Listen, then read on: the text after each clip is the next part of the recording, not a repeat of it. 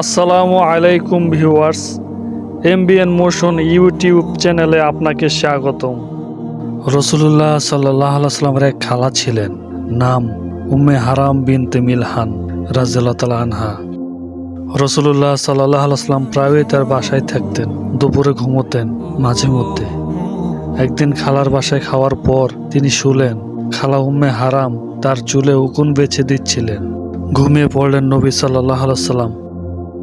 এটা নিশ্চয়ই অনেকের জানা আছে, আল্লাহ তাকে স্বপ্নে অনেক সময় ভবিষ্যতে কি হবে তা দেখাতেন খণ্ড খণ্ড। হঠাৎ তার ঘুম ভেঙে গেল আর উঠে বসলেন তিনি, মুচকি হাসছেন। উম্মে হারাম জিজ্ঞেস করলেন, ইয়া রাসূলুল্লাহ, হাসির কারণ কি?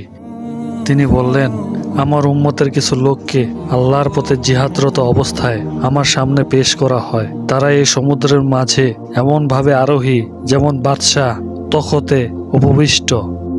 ইয়া রাসূলুল্লাহ, আল্লাহর কাছে দোয়া করুন যেন আমাকে তিনি তাদের অন্তর্ভুক্ত করেন।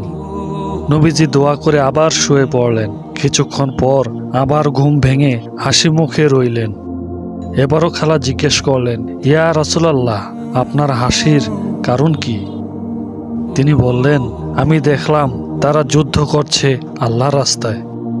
ইয়া রাসূলুল্লাহ, আপনি আল্লাহর কাছে দোয়া করুন যেন আমাকে তিনি তাদের অন্তর্ভুক্ত করেন।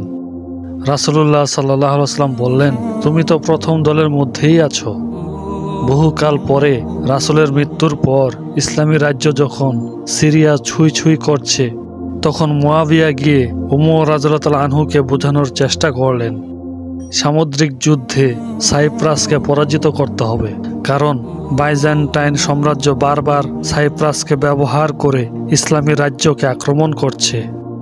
কিন্তু ওমর রাজি হলেন না, কারণ নৌসমরে এই কোনোই অভিজ্ঞতা নাই মুসলিমদের।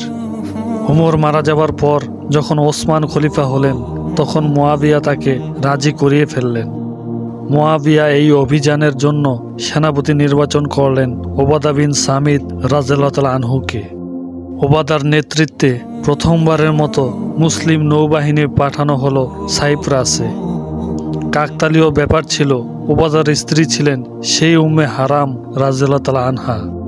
তিনি স্বেচ্ছায় স্বামীকে সঙ্গ দেবার জন্য তার সাথে রওনা হলেন, ঠিক যেমনটা রাসূলুল্লাহ সাল্লাল্লাহু আলাইহি ওয়াসাল্লাম স্বপ্নে দেখেছিলেন। যেদিন জাহাজগুলো তীর ছেড়ে চলে যাচ্ছিল আর সবাই তাদের বিদায় দিতে এসেছিল, সেই দৃশ্যের দিকে তাকিয়ে জাহাজের কিনারে দাঁড়ানো উম্মে হারামের গাল বেয়ে অশ্রু ঝরে পড়ছিল। তিনি বিড়বিড় করছিলেন, আপনি সত্য বলেছেন রাসূলুল্লাহ সাল্লাল্লাহু আলাইহি ওয়াসাল্লাম। দ্বীপের কাছে পৌঁছানোর পর কোস্ট গার্ডরা অ্যাটাক করে তাদের। কোস্ট গার্ডদের পরাজিত করার পর তীরে নামলেন তারা।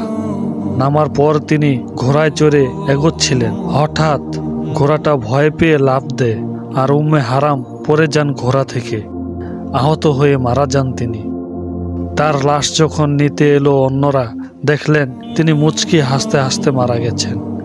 তিনি স্বপ্নের বাকিটাও সত্য হতে দেখে গেছেন। যেখানে তিনি মারা গিয়েছিলেন ঠিক সেই জায়গায় আজ উম্মে হারাম মসজিদ নির্মিত হয়েছে। আল্লাহ তাআলা আমাদের সকলকে হযরত হারাম বিনতে মিলহান রাদিয়াল্লাহু তাআলা আনহার জীবনের উপর আমল করার তৌফিক দান করুন, আমিন। আজকের সংক্ষিপ্ত আলোচনা এ পর্যন্তই। ভিডিওটি কেমন হলো কমেন্ট করে জানাবেন। সবাই নতুন নতুন ভিডিও পেতে চ্যানেলটি সাবস্ক্রাইব করুন। দেখা হবে নতুন কোনো ভিডিওতে। সবাই ভালো থাকেন, সুস্থ থাকবেন। আসসালামু আলাইকুম ওয়া রাহমাতুল্লাহ।